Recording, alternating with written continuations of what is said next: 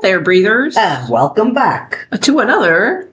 historical. Is it? Yeah. Oh, good. Yeah. We got some meat today. Meat. Meat. Well, no, well, not literally. Not literally. Yeah, I was gonna say. Not literally. Not Okay. literal meat. Okay. Tofu. I don't have meat or beef. I have tofu. I was gonna say. Yeah, but it's historical. It's spooky. Episode Of all my favorite people are dead. They're dead. Okay. They're dead. Yeah. I'm Sue Teresi. I'm Shannon Butler. Yes, you are. Yes, you. Well, you're Sue Teresi. I know. I have to be because everyone else has taken. Yeah. So I'm kind of stuck being me, and it ain't easy being green. It ain't. Oh wait, easy. that's Kermit. Yeah. It ain't easy being green. I'm not green. I'm actually a white woman. When I was a park ranger, I wore a lot of green. You did, and you look so cute with that little hat. Did you keep the hat? I do have the hat. I like the hat. Will you wear that for Halloween one year? Oh, I don't know. Well, you don't have to come as a park ranger. You come as a cute little cowgirl. Well, wear the hat. It's not a cowgirl hat. Yes, it is. It's kind of. You can come as a Rough Rider. Also, different kind of hat. No, what's the difference? Well, so then what kind? Other than a park ranger hat, who else wears that? A state trooper, maybe. Come as a state trooper. You would be a cutie little state trooper, and you could pretend to arrest people. Oh, fun! That would be so cute. Yeah. So, I had put up. I've always loved Boy George. Okay. I didn't know that about you. I thought you were a metalhead. I am. Okay. I am all metal all the time. However, but you love that come immediately. Yeah, I do. So much so that in the 80s, I made my husband take me to a Culture Club concert. Oh my God. Yeah. Didn't you see the picture? I put up a picture of my You did post a picture, yeah. Okay. Yes. And it was, so here we go. So I love Boy George and Culture Club. I always have. Okay. And I saw them, and I had all their albums, and I played Come a Chameleon to Tears, and watched the video every afternoon on MTV, and all that shit. And he always would come out with outfits, and a lot of them had Hebrew writing on it. Oh. Yeah. And I just said, oh, that's nice. Okay. You know, how cute. Mm-hmm. And now he just came out with a song. Oh. Talking about October 7th. And it's called We Will Dance Again, which is, you didn't hear it, listen to it. No. And he talks about, basically the lyric is, if you're confused, I stand with the Jews. Oh, wow. And he's getting flack. He fired his manager over it, and it really talks about October 7th. It's a wonderful song. You can contribute or whatever it is. Okay. So we were talking about it at my job, which is Jewish. And, I put up the picture of me dressed as him many years ago. So my friend goes, this Halloween, you should come as him. Boy George. Yeah. Boy George, and we'll play the song in the video. There you go. I know, right? So, yeah. So. All right. Well, that's something I learned about you, because I know. I've always loved Boy George. I did not. I actually had a cat when I lived at home called George. He was a boy cat. I had a cat named George. Oh.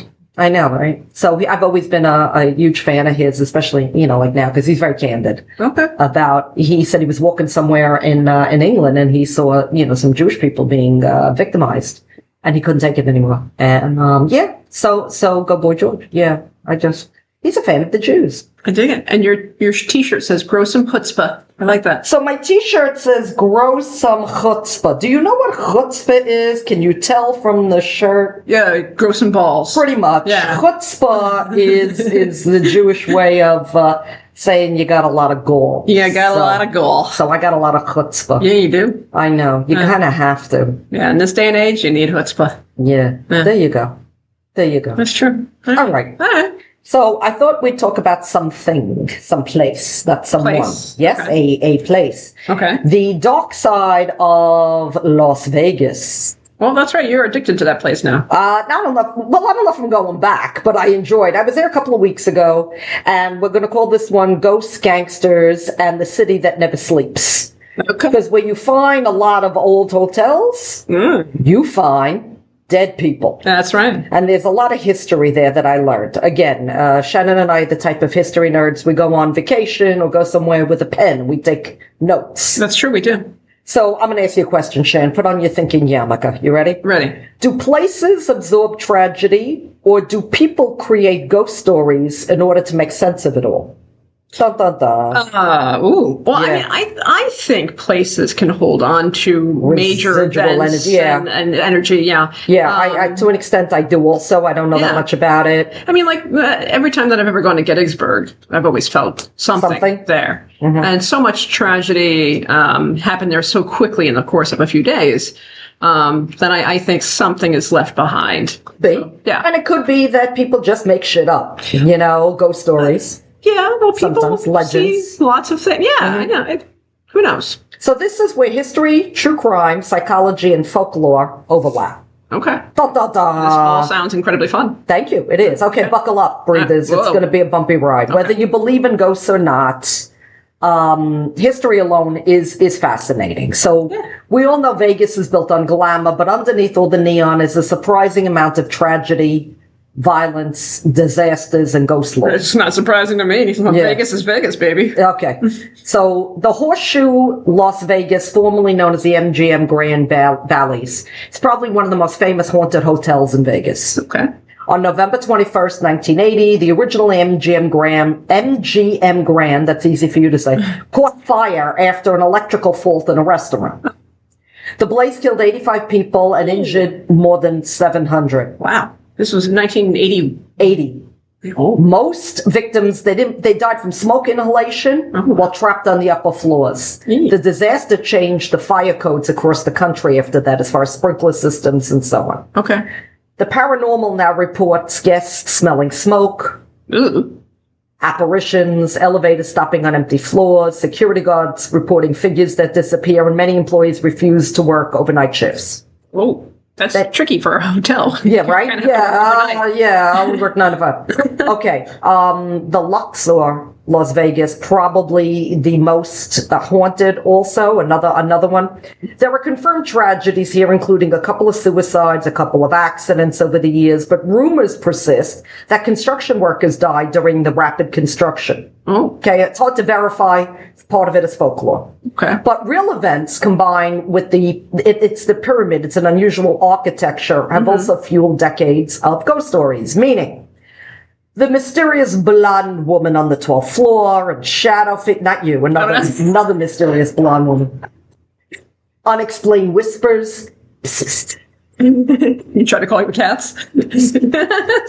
Feelings of dread in the hallways and strange activity in former attraction areas. Again, psychological, ghost legend, paranormal, I don't know.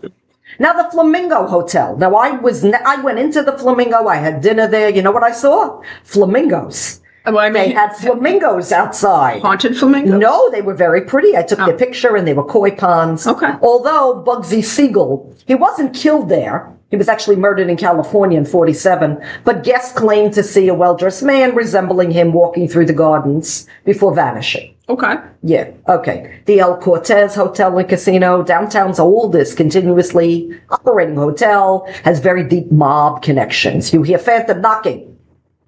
Shadow people. I don't even know what that was. I don't know what that was. I don't know. It was me going whoosh whoosh. Apparate, all that kind of stuff. Okay. But it has a long history of organized crime.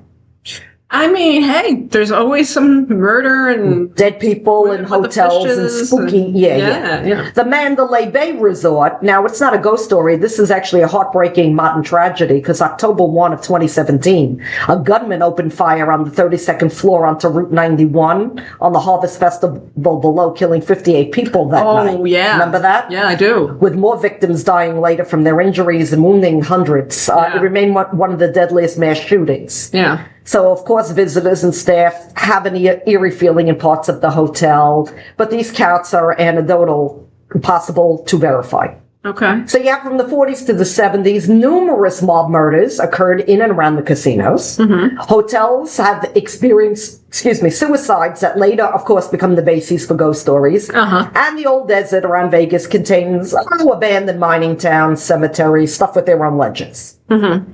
Did you know that one of the biggest reasons that Las Vegas feels quote-unquote haunted is simply statistics? Because again, Tens of millions of people have stayed in hotels over decades, and with so many visitors, it's inevitable that natural deaths or accidents or tragedies occurred. And even real events often become the seeds for local legends. Yes. So just for that enormity, there's stuff. Yeah. Okay, so let us explore, shall we? Okay. Okay. Let's talk also, I went to the Hoover Dam, which was, the construction was 31 to 36. Yes. Okay. The Hoover Dam is one of the most dangerous engineering products of its era. Okay. Officially, 96 workers died from industrial accidents directly related to the construction. Yeah. Falling from cliffs, rock slides, equipment accidents, and being struck by heavy machinery. Ow. Also, you can include workers who died from illnesses and other causes during the construction, commonly around 112 deaths. Ooh, that's a lot. One of the, in that construction during that time period. There weren't that many Safety precautions. safety codes. And it's hot as freaking. It is hot, yeah. One of the biggest hazards wasn't the concrete, it was the heat. Yeah. Summer temperatures in the Black Canyon can top 120. Workers had to battle carbon monoxide dust, dangerous working conditions, tunnels. Yeah, they're like using dynamite and shit and blowing stuff up. I mean, The quote-unquote high scalers had one of the most terrifying jobs. They hung hundreds of feet over the canyon floor on ropes, knocking loose dangerous rocks with jackhammers and, yes, dynamite. Yes. Okay, eventually they started wearing hard hats. That would help. Okay. Yeah. That's a little something. Yeah, nice construction site. Now listen to this. One of the stories involves a father and a son. J.G. Tierney was the first officially recorded construction fatality, dying on December 20th, 1922, while surveying the site. His son Patrick Tierney was the last official recorded worker to die, exactly on December 20th, 1935, to the day, 13 years after his father's death. Oh, that's creepy. And it's an eerie coincidence that has become one of the most enduring stories in the Hoover Dam's history. Okay. It's considered haunted. People say they hear footsteps in the empty tunnels. There are voices echoing. They feel like someone's watching them, shadow figures. And although nothing can be verified scientifically, and given the dam's history and the lives lost during the construction, not surprising, it's a big ghost story place. Okay. I guess that makes sense when you have so many people dying in that particular location. Yeah. It's one of the greatest engineering achievements of the 20th century, but also the site of an enormous human effort that came with real cost in lives. So that combination of triumph and tragedy is what gives the place that atmosphere. If you peel back the glitter in Vegas, right, there's enough strange history to fill an entire hotel with Vegas itself. Sure. Right? Yeah. Some are documented, some are urban legends. The Neon Museum, the Neon Boneyard, I wanted to go there. I didn't have time. There are retired casino signs that they store there in like a graveyard, day and night. I hear it's spectacular at night. That's fun. But employees have reported hearing voices. The lights go on. It's a graveyard for neon signs.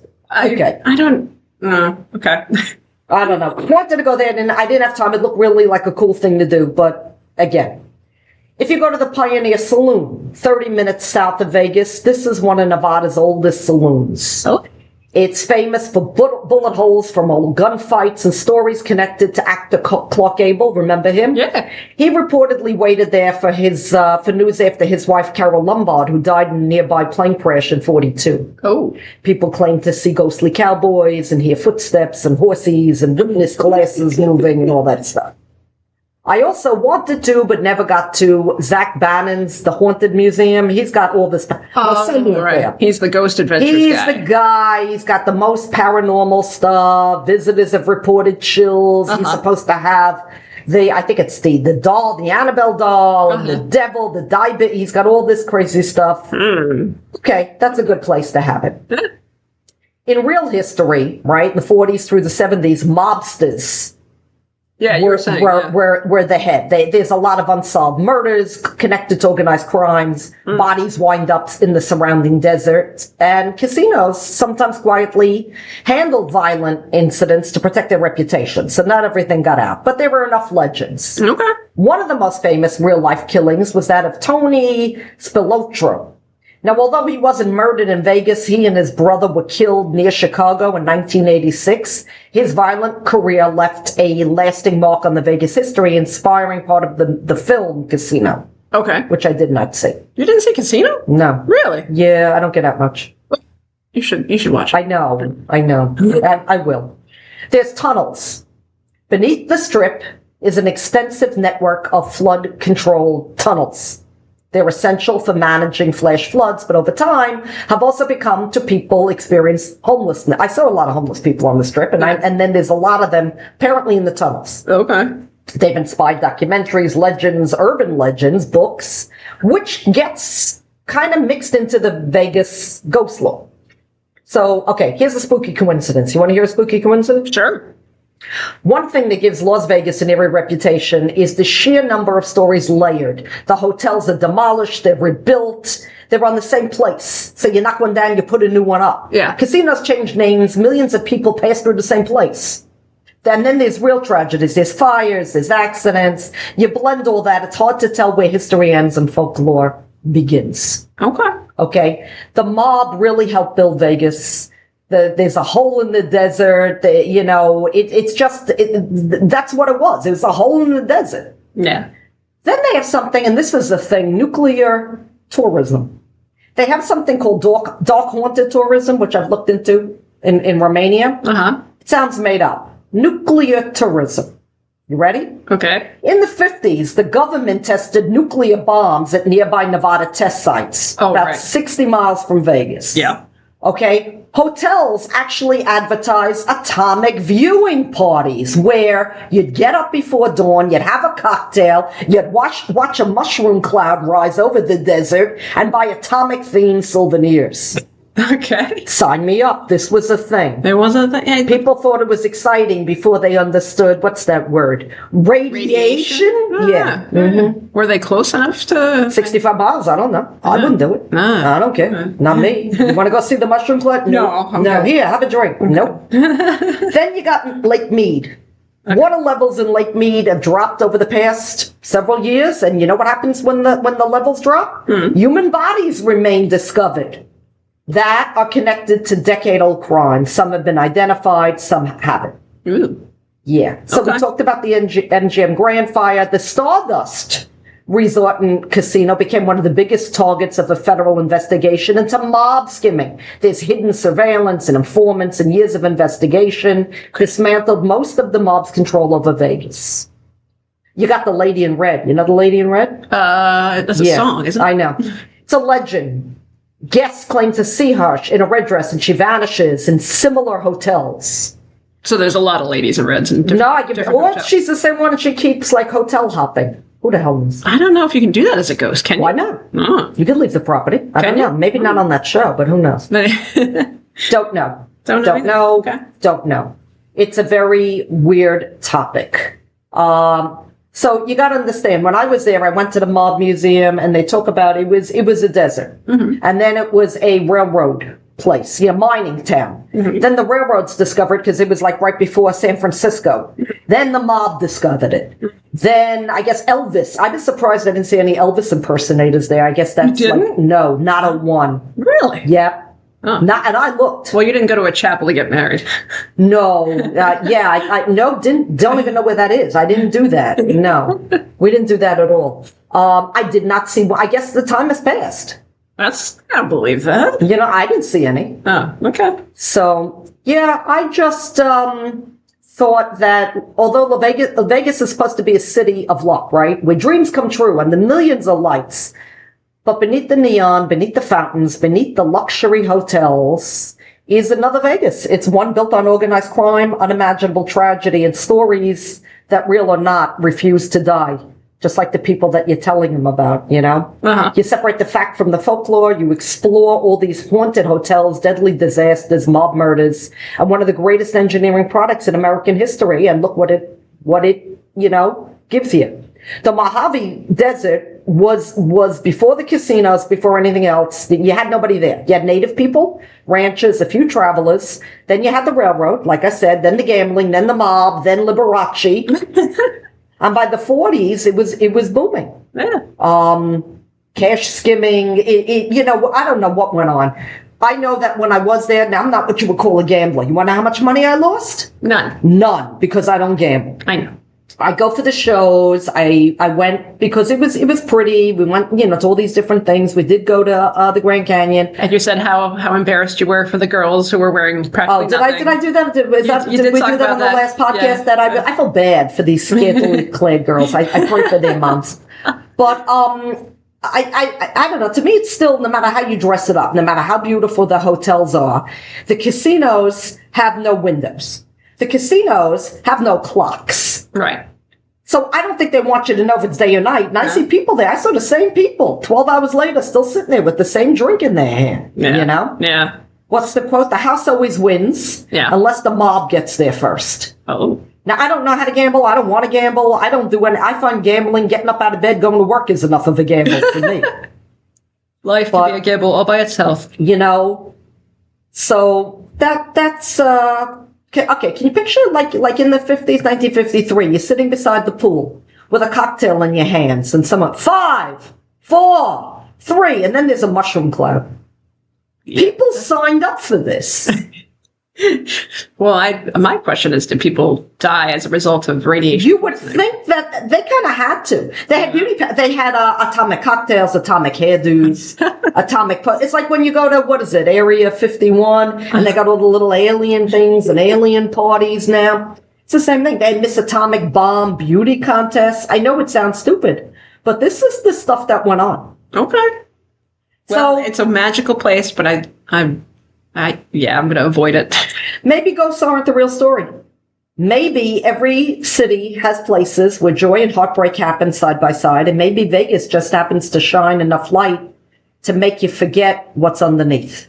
Until history reminds us. Okay. So that's what I'm thinking. All right. That's what I'm thinking. Just, we went to the modern hotels, and then we went to the older part, the Fremont section, which has the original hotels.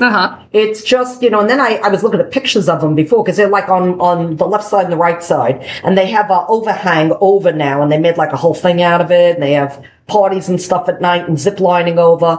But when I saw pictures of what it looked like initially, with old hotels on one side and old hotels on the other, it really is mind-blowing. And then you see the new ones. They're building, I don't know, one of them in the shape of a guitar, and you have hotels in the shape of all this fabulous stuff. Yeah.